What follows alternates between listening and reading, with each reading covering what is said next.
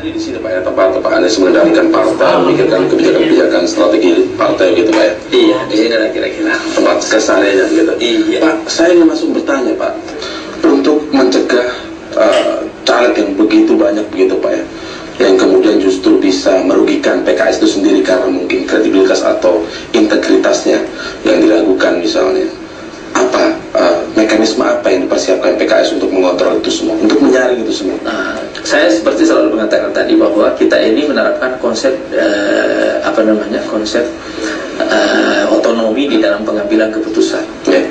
Jadi kandidat calon anggota legislatif kita itu diusulkan dari bawah, gitu ya.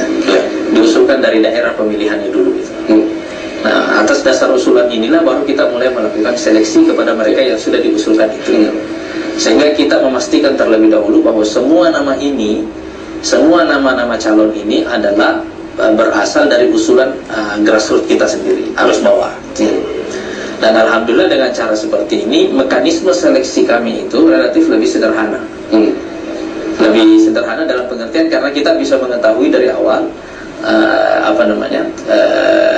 harapan dan keinginan dari kader-kader kita di bawah. Dan mudah diawasi begitu ya? Dan mudah diawasi, lebih gampang diawasi. Dan ini juga membuat pekerjaan kami di DPP jauh lebih ringan gitu.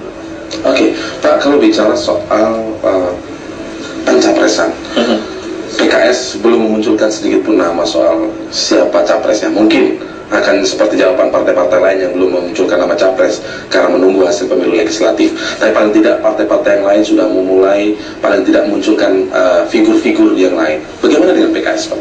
Saya sudah terlibat dalam politik ini sejak awal reformasi ya.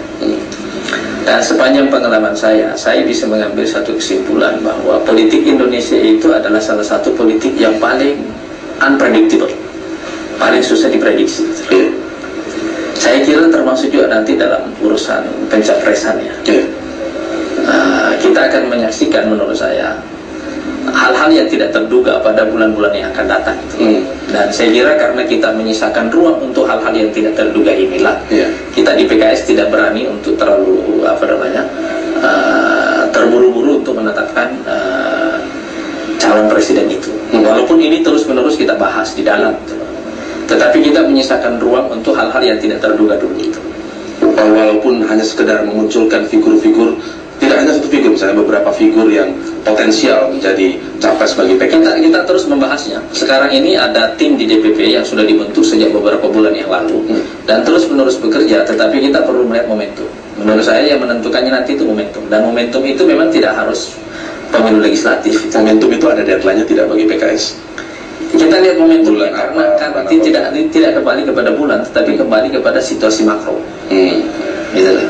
Pak, tapi itu kan kalau kemudian menyisakan ruang yang tidak terduga karena politik Indonesia adalah unpredictable, itu kan sudut pandangnya adalah strategi partai, tapi sudut pandang bagi masyarakat pemilih, Pak, bagaimana tanggung jawab PKS secara moral misalnya agar masyarakat kita tidak memilih kucing dalam karung lagi?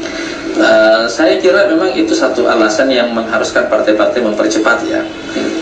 Tapi sebenarnya alat media sekarang ini kan memungkinkan terjadinya sosialisasi yang sangat masif dalam waktu singkat. Jadi kalau kita bertanya, memberikan waktu kesempatan kepada konstituen untuk menetapkan pilihan, untuk mengetahui calonnya lebih dalam, itu masalah media lebih banyak, bukan masalah kandidat. Seseorang yang misalnya kita bisa mencapai angka popularitas 30 sampai 40 60% dalam waktu yang sangat singkat sekarang dengan jangkauan media yang begitu luas, khususnya televisi itu. Jadi dari sisi itu saya tidak terlalu punya kekhawatiran itu. Tetapi yang lebih penting buat kami pertimbangkan di PKS itu justru adalah momentum. Momentum begitu, Pak. Iya. Dan sudut pandangnya tetap soal momentum politiknya. Momentum politiknya itu. Karena pada dasarnya seseorang itu dipilih bukan karena dia lebih bagus daripada yang lain, tetapi dialah yang paling tepat bagi zamannya. Baik, terima kasih Pak Anies atas waktunya. Semoga PKS bisa berkontribusi lebih banyak lagi bagi Indonesia 5 tahun ke depan. Dan pemirsa, itulah perbincangan saya dengan Presiden PKS Anies Mata. Semoga bisa menjadi referensi Anda dalam memilih dalam pemilu 2014 nanti. Terima kasih Pak Anies. Assalamualaikum. Assalamualaikum warahmatullahi wabarakatuh.